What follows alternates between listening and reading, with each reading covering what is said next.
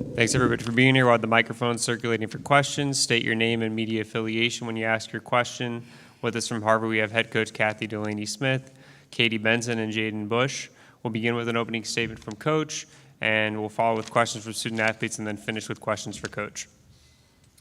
Yeah, not what I expected. Pretty disappointing.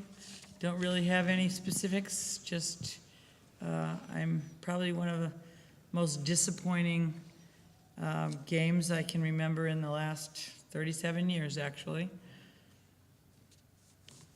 Questions for our student athletes.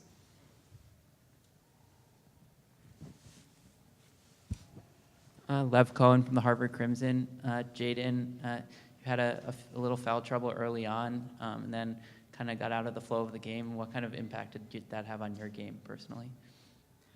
I think it was frustrating, obviously, and my job on this team is to bring energy rebounding, obviously, and I think it was difficult for me to be taken out of the game and also for my teammates to try and rally and have to make up for that, and it was definitely something we struggled with in the second quarter.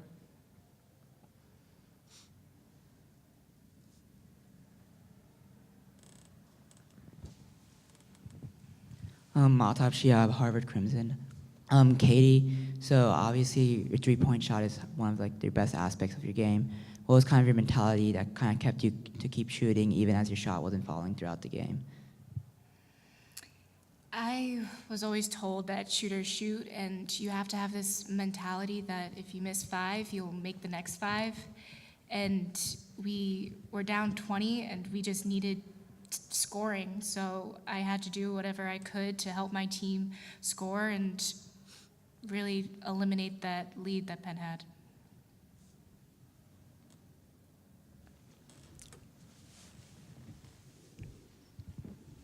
Jaden, again, obviously Penn has two pretty physical forces down low, and what did you see from them? Did you feel that they were overpowering, or was that not an aspect of the game for you?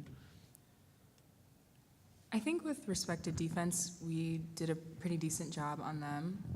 It's something we talked about the whole last week. We talked about rebounding, we talked about boxing out.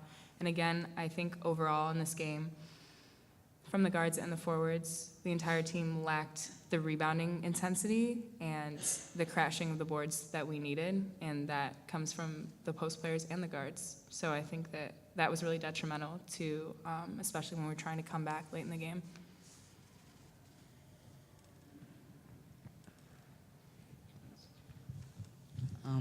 Katie, I was wondering if you could talk about how you guys, what your game plan was against Penn's defense, knowing it was one of the best in the country, and knowing that their zone had given you trouble in the past before. We knew that their zone was long and tough, and they play a zone every single time, so they were very comfortable in that zone. But we focused preparing for that zone, just moving the ball, getting it in, getting it out, and just having them move side to side to find those openings. To prepare for Penn and their length, we played against a lot of boys. So to get us comfortable playing against that speed of play and that length, but unfortunately our shots just didn't fall. David Tannenwald from Harvard Magazine. You had two really tight overtime games during the regular season. What do you think, can you point to anything that was different tonight, or is it just sort of it spiraled a little bit? Well, first, when your shots don't fall, it's kind of tough to get into that role and into that zone, but that's the sport of basketball. Sometimes they fall, sometimes they don't.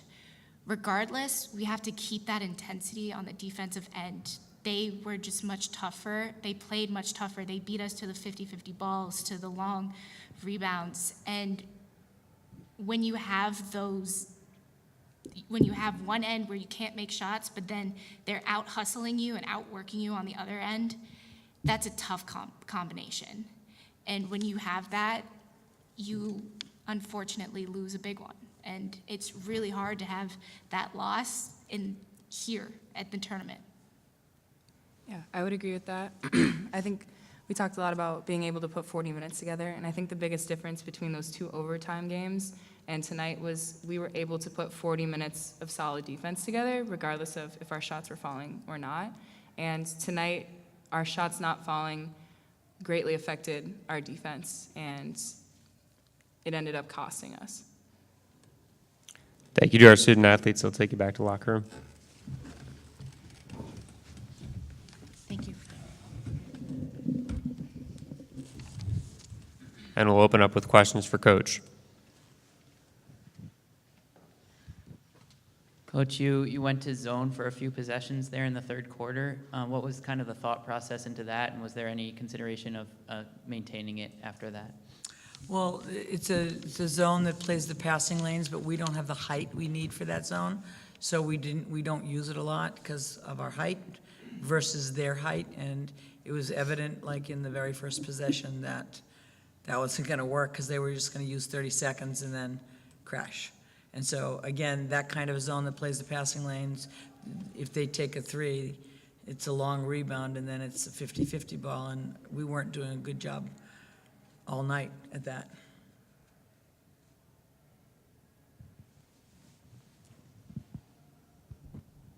Kathy, same question I just asked Jaden and Katie, just if you could compare and contrast this game with the first 2 against Penn. I'm completely shocked by how we started in this game and how we responded to normal things in a basketball game, like whether it's a official's call you don't agree with, or a missed shot, or their perimeter players, like number 11, she started laughing, I think, early in the game when she hit her first 3 or something, because that's not her thing, and I know Mike's been working on getting, more offense out of his perimeter, and that's how they played right from the get-go. And instead of us getting mad and digging in a little bit, we just went back on our heels. And I just never expected my team to do that. I'm shocked by that. I don't have an answer for why we reacted that way. Because we had 2 weeks of great practices. So.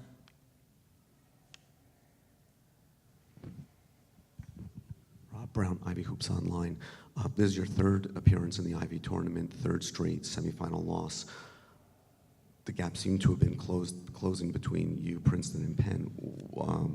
What do you feel needs to be done to get you guys into the next level?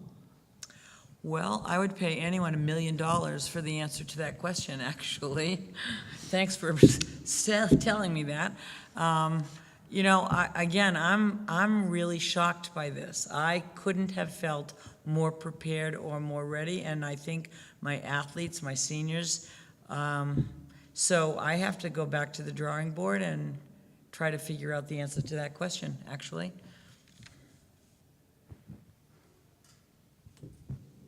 How much of this do you think was Penn just having an incredible offensive game and hitting on all cylinders, or do you think most of it was defensive issues? I think it was everything. Like, honestly, they started in the zone where, they had a game plan to, catch and shoot threes, from kids that maybe don't have that role all year long. And they have great rebounders, and we were supposed to box them out. And I don't know that it was really, I don't know, I have to go back and look and see if the rebounds, they just hit the shots, so I don't know about the box outs. And we reacted really poorly to that perfect flow they had at the start of the game. And I just couldn't get my kids to recover, unfortunately. So that's on me.